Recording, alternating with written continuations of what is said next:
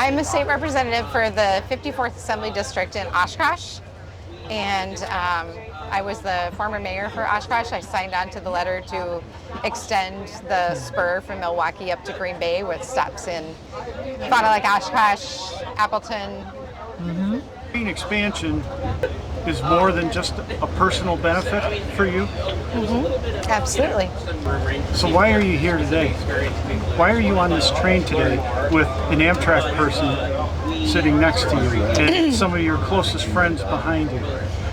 Well, I organized the first passenger rail caucus for the legislature and invited all of our legislators who are available today to come with us to see what it's like for those who had maybe not traveled on a train before, or maybe they have but hadn't thought about what it would mean for Wisconsin to have expansion. And the hope is with this caucus to get some funding for Wisconsin rail, passenger rail specifically, and to kind of lay the groundwork for our next generation. From a personal standpoint, my granddaughter doesn't drive. She lives with epilepsy. So if she wants to take a trip, she's reliant. And she's like at that age, right? She's 19. She wants to see the world. She doesn't want to have to rely on everybody else. So her only option is bus, train, or Uber, right?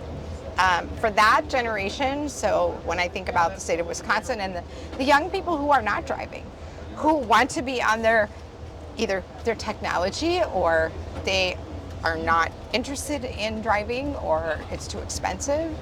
I see this as the not just alternative for them, but also our seniors who, as we see fewer and fewer healthcare opportunities in some of the areas where that's shutting down and they're having to travel further and further away for healthcare. I see it as a or an intergenerational opportunity for rail expansion. And also, with my background in urban planning, I've always been interested in what does it take to close what's called the spatial mismatch between where the jobs are and where housing is. Yep. So a lot of reasons. So you've obviously absorbed some of the media hype and that about the Borealis over the last 16 months. How does that make you feel in your seat in Madison? Excited, because we were just talking about the fact that it's regularly sold out, and the demand that we've seen with the Hiawatha and the demand that we are seeing with the Borealis is evidence that we need to do more of this and we need to make it available. I'm also a ranking member on the Environment Committee at Forestry Park and Rec, so I have some interest from the environmental side of it too, to decongest some of our roads. So whether it's tourism, healthcare, work, pleasure, I see this as a stress-free transportation opportunity that is accessible for many. What kind of feedback are you getting from your fellow lawmakers? Disappointingly, the $15 million that was in our governor's budget to support passenger rail was removed from the budget. So that was very disappointing from coming out of the budget. The hope is to build this consensus and to build this bipartisan caucus and work group going forward. Today, unfortunately, we don't have folks from the other side of the aisle.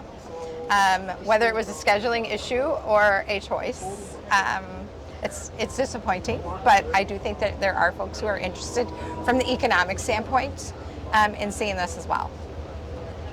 It's going to take a little time and some education and some exposure, and I think some data sharing too for folks who represent certain areas that this train goes through, with those stops in Portage, with those stops in the Dells, Toma, etc., to, I think, enlighten that, hey, this can, as you were pointing out, we were talking about St. Paul and what they've seen since this. I mean, of course, they're part of the cities, so it's not always apples and apples.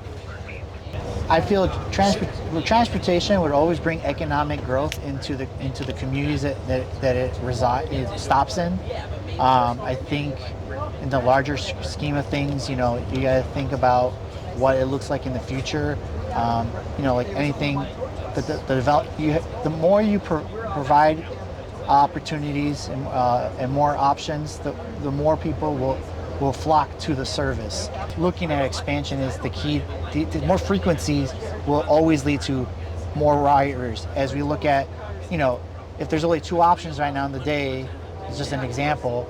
But if they miss it, then that's it. They give up. But if you give another option midday, then there's another opportunity for that rider to still catch and maybe, you know, not feel left out of taking, you know, transportation. So you got to give them more frequencies. You got to give them more options. But at the end of the day, transportation brings economic growth to the region, because if it's not materials, if it's not the cargo, if it's not the people that come in to spend their money in the towns, or if it's not bringing jobs, creating or building factories or facilities in those towns, I mean, it is just a circle of life. Transportation is just part of that circle of life.